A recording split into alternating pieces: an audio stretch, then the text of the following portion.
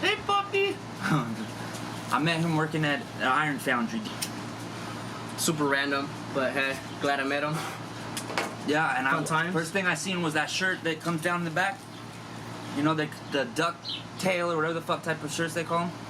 And I was like, hey, I'll wear those type of shirts. Long one, huh? It was long. Remember that? And I was like, okay, what's up? Jeff was training me. Fucking Jeff. I don't know what him in a long happened. time. Yeah, me neither. We were going to try some drug selling scheme and never played out. I think because I got kicked out. We're about supposed to hang out, huh? Yeah.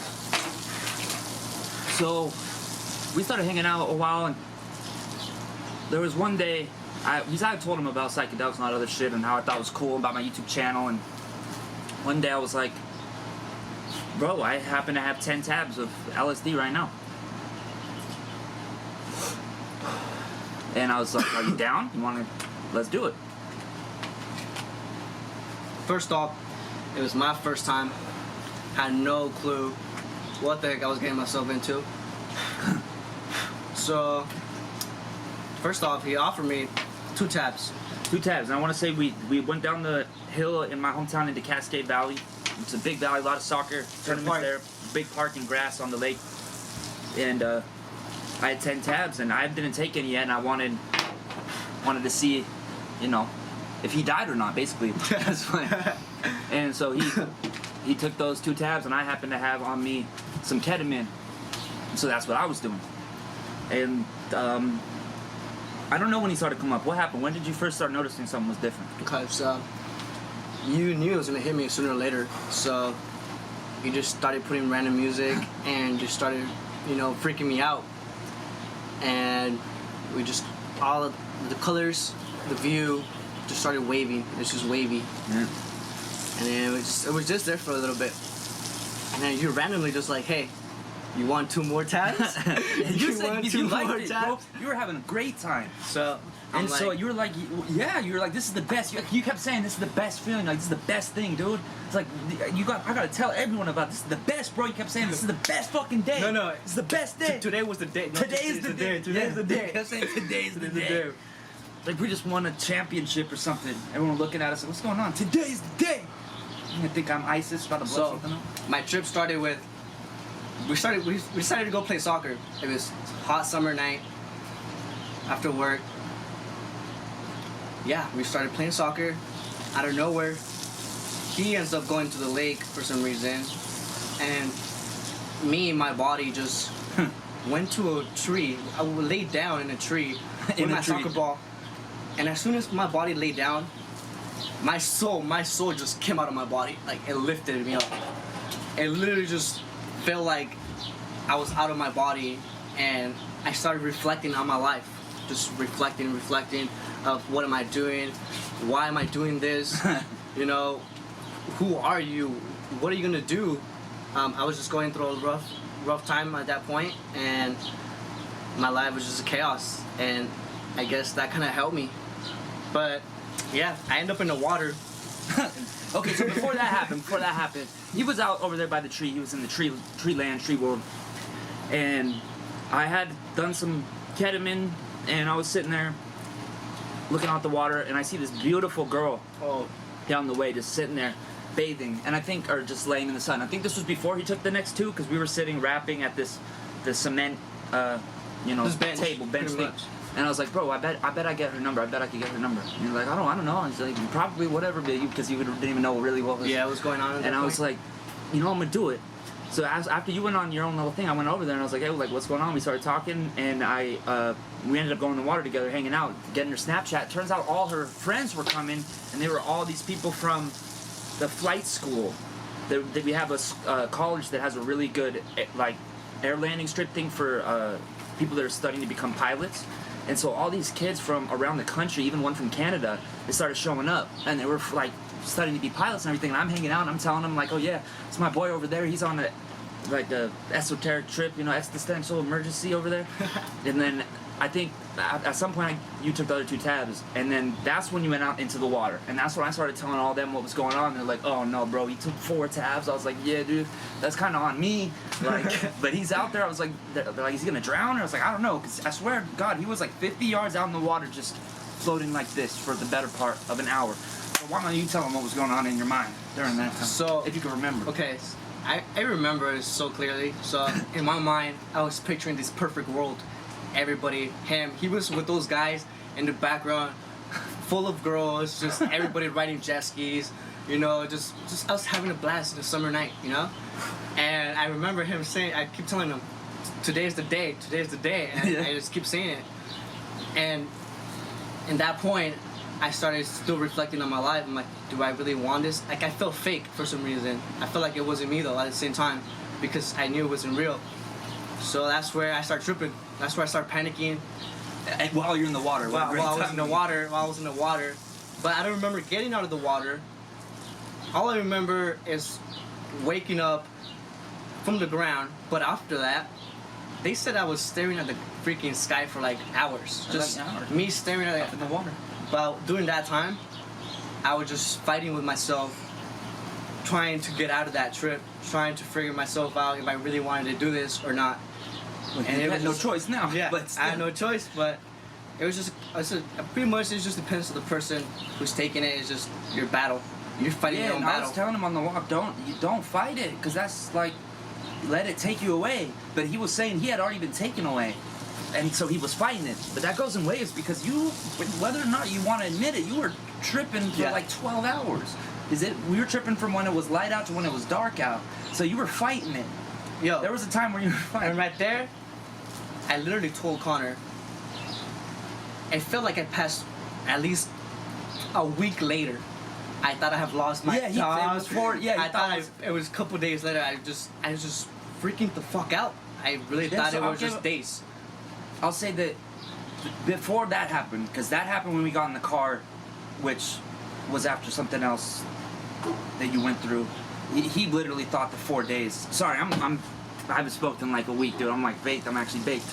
Shit. So he hasn't. He thought I opened the one I already opened. He thought the 4 days had gone by basically, and it hadn't. But I can imagine that, because the sun's down and he's like, he had gone through this big phase that I feel like it hit me harder because it was hot. You honestly. Felt like Harry Potter because it was what? So it was hot. When your ego dies and you come back, that's gotta feel like a ton of time has passed. Definitely. Because when your ego dies like that, maybe once or twice, that's gotta feel like days to you. Like you went to sleep once or twice. Now that I think about it, because when you go to sleep and wake up, so like feels like the next day. So every scenario I was telling you guys, through that scenario, every time it went to a different area, I thought it was already a day later. Yeah, that makes a lot of sense. Yeah. So before that happened, when he had finally got out of the lake and I had hung out and got all the Snapchats of all these people, I'm trying to hopefully find the Snapchat videos of that, because I have it on my phone, one of my phones. I break all my phones. I don't have a lot of phones left. But the SD card, I think that video of him in the lake and then like this next part was on there, but as far as I know right now, I don't have it on my computer or anything. But anyways, he got out of the lake and went to the part of the park that you have to have a parking pass to be in, because that's where the RVs go to and that's where people can. So there's like a clear fence and a clear sign, a clear warning. And so he's on that side, and he's not on his back, he's not on his stomach, imagine if you got on your knees and put your arms like this and then lean forward. He was in like a curled up ball, face down, back to the sky just like that. Frozen, like he might as well have been trying to imitate a rock or something. So after a certain amount of time of him being there, that's when I had to go warn him. But if I want to hear what was going on in your mind during that time, because that was another ego death before. So, that time I felt like I was in a black hole, pretty much. That was when my trip was ending. Like, I was fighting and struggling with myself. You were in a brown hole last night. Well, definitely. Anyway, but yeah, it was just in my head. I was just, you feel like it's not okay, so you just fight. I guess it just depends of your state of mind if you want to keep doing it or not. But I wanted to get out of it. You're like, I don't want to. So I didn't want to do it, and I just felt this black hole, and I felt people pulling me back, just trying to hold me back. Like, no, don't go in. And you get this feeling, just frustration, like just you're gonna be trapped if you don't get out of here. Yeah. So all I remember is just like, Johnny, you're gonna call the police. Get up. Get up. Dude, before that happened, there was so much that happened before that. Because the police must have triggered your thoughts. It was I me lost my pulling phone you too. around. Yeah, no, I'm telling. Yeah? Yeah, bro. Fucking. So before I said anything about the police, I spent 15 fucking minutes trying to get you up. That was me pulling you back. Now that I think about it, Yo. dude, I kept pulling you back and saying, Johnny, no, we gotta go. We gotta go. Because I just anticipated someone coming and saying something. Because we're on the wrong side. And sure enough, after like 5 minutes, I'm like trying real hard, and then you like stand up and then start walking towards the parking lot, and then you go right back down into it. I fucking, sure enough, the lady comes on a golf cart, like, what's wrong with him? And I'm like, nothing, and I'm saying, because I don't want to say he was drunk, because that could be public intoxication. I was like, oh, like, I'm trying to think, like, on the fly, I'm like, oh, his girlfriend broke up with him, he's going through a manic episode right now, it's all right, we're gonna get him back. And she kept, like, asking questions, and I keep telling Johnny, nothing. Not a single response or anything, like, at all. And it was tough. Like, I don't know what happened to you. And then I said, dude, the police are gonna come if you don't come. Because at this point, I knew that was the next phase after this lady in the golf cart. And that's why I said the police are gonna come. And it's like, that triggered off, you're like, you know, like. I just got up and pretty much just started walking. Yeah, and I had to direct you. He was literally just, I couldn't walk straight. I could not. And so when we got there was no cars. That's why I felt that it was days later. Sure, yeah. Because things have evolved while you were in Yeah, pretty much. So the whole parking lot, it was like a soccer tournament there. Yeah. The whole parking lot was full So of he's cars. like, oh shit, day two. Like, what the hell is going on? Like, you know, it looks nothing like I got here. Yeah, that's true. And which was weird because it was already late in the day, bro. Right, I swear it was already 4 o'clock. Keep in mind, we have to be at work at 6 a.m. tomorrow at the Iron Foundry, and he doesn't even live in my town. I live like a good 35 minutes away. So there's that, and I'm not gonna let him drive. So we get to the car. You get a random phone call from the police. Well, though. first I should say I haven't driven legally since I was 18 or 19 or something like that. So if I were to drive, I need to have an ignition interlock to drive. But he's on that much substances, so I'm like, bro, like I have to drive. But it's a small town, and cops know me in my face. Some of them, I'm not saying all of them, because new people come all the time, whatever. But it's not out of this world to imagine someone would recognize me in my town, because it happens all the fucking time. It's very small. And so we get in the car, and I make that decision. Now imagine the mindset for me driving, and with him right there. He's like, and I'm driving, and that's what you said. Your phone. Your phone was nowhere to be found. So he didn't have his phone. We had looked and we gave up on it. We have music playing on the speakers. I'm driving illegally. He's on the 4 tabs, and we're out in the country, and it goes. And I'm like, what the fuck? And on the loudspeakers, what does it say? Honestly, I don't remember that part. Who called us? Oh, the police. Yeah. The fucking cops did. Dude, on the speakers, dude. It was on the speakers. And everything, it was so illegal about the situation. It was just so fucked. We got even get more paranoid. Like, yo, they were like, how are we gonna pick it up? yeah, they're like, do you want to come get it? I'm like, this is a trap. Like, it's a trap. nah. Yo, so we started making an alternate scenario. What was going on? So pretty much we just freaking the fuck out about it. And I ended up picking it up the next day either way though, but Yeah, we got. But at that time, fuck. So what do you think we did? We fucking went and kicked it. We got a motel. We got a hotel. So he ended up so he ended up leaving me in a motel, bought me these beers and everything. Yeah, I want him to calm down. Yeah, he said he was gonna make me calm down. It would help. But he made me stay in an ancillary area, closed. I started getting paranoid. I had my little box. I was even like pajamas, I guess it was. I don't know what happened to my shorts. So I ran to my dad's friend's house for at least a good 3 miles. In the middle of the night. In the middle of the night, telling him I could use his phone to call my dad. You could just imagine what kind of picture that you could see that. Yeah, dude, I left you there. I thought it was gonna be all good because I'm fine. So we had been driving around and going to multiple motels that kept turning us down because they didn't want local people staying there because they'd had issues with people on drugs. I wonder why that is. I don't know why. And so I got them at this nice hotel, $100 on it, and I kept telling them, if you just drink a beer, it will help. And a beer and LSD, they're not going to co-react in a way that there's no contraindication that would potentially cause an overdose or anything. It would calm you down because of the GABAergic, or however you say that, properties of the substance, alcohol. But he didn't want to do that because he was on that and he was imagining, I don't want to put something else in my body right now. You were saying that. Yeah, you're like, so you didn't know it would help. And who knows, maybe one of them wouldn't have. So you didn't drink it. I even went and got you your favorite flavor, the mango. Mango, huh? And I was like, dude, just drink it, bro. And so I left him there, and I had to go home now to my parents' house. He ended up taking my car. His car. Well, how else am I That's why I ended up running to my dad's friend's house because I had no car. And because I didn't trust him to not end up driving it and killing himself, which I would have felt guilty about and would have gone to prison for. Right.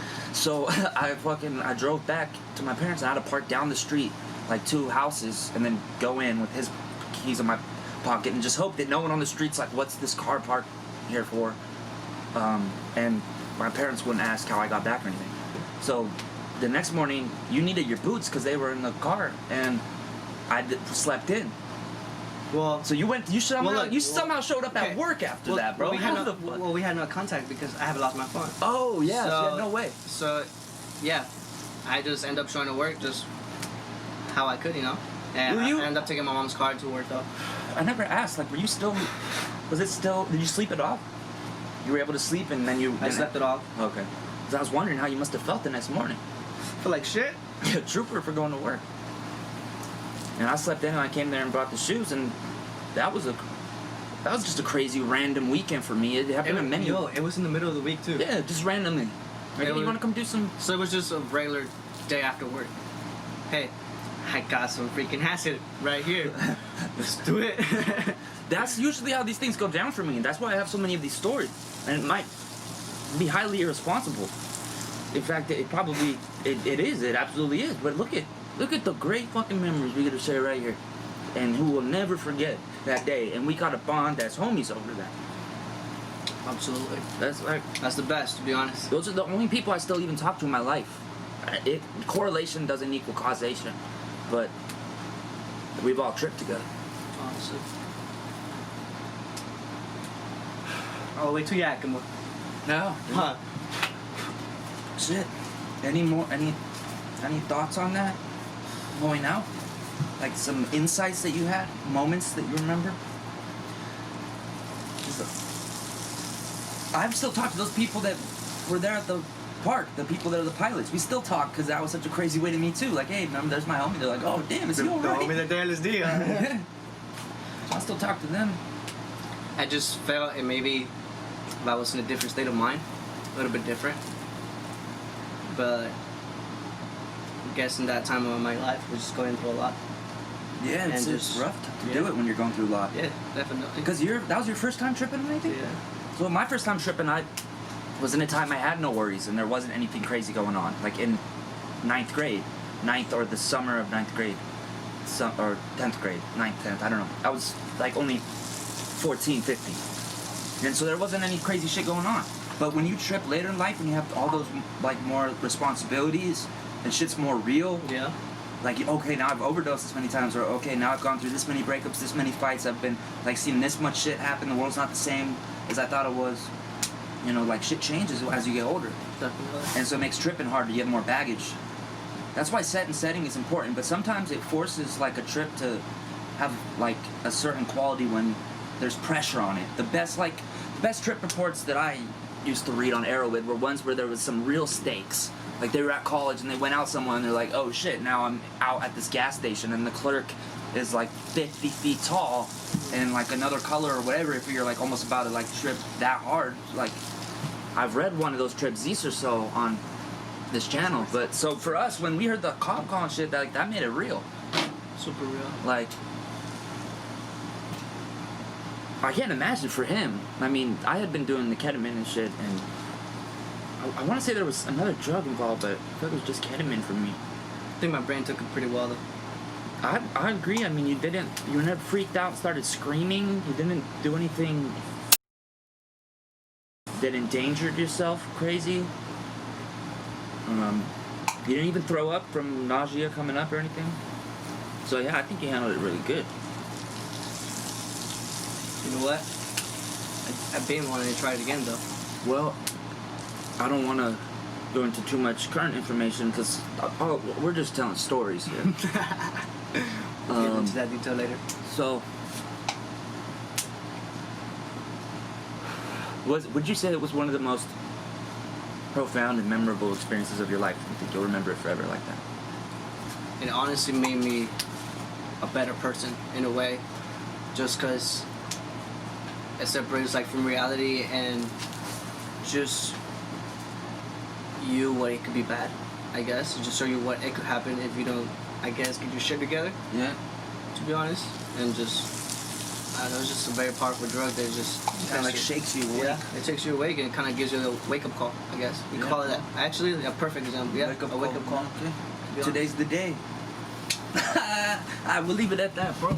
Right? Peace out. Oh wait, Today's the day. I gotta say this. I started the Patreon, obviously, and I'm gonna be posting the 2CT7 trip report on that Patreon within the next couple days. And you can find that at the bottom of this channel. Also, you can find my Snapchat at the bottom of this channel. And my email, as well as about a gram or two of some dank ass fucking weed.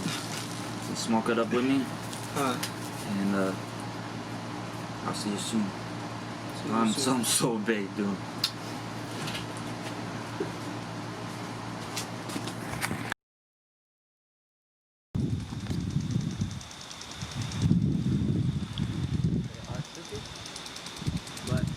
Don't worry about it. Just cool to see the sun right there. Is that even the sun? Yeah. Oh shit, that's like the dawn. What is that, the dusk? Dusk, watching Tusk? Yeah. Trippy ass movie and your bitch smells musky. You hear that? You wanna hear You don't know about that, trust me. Motherfucking duck.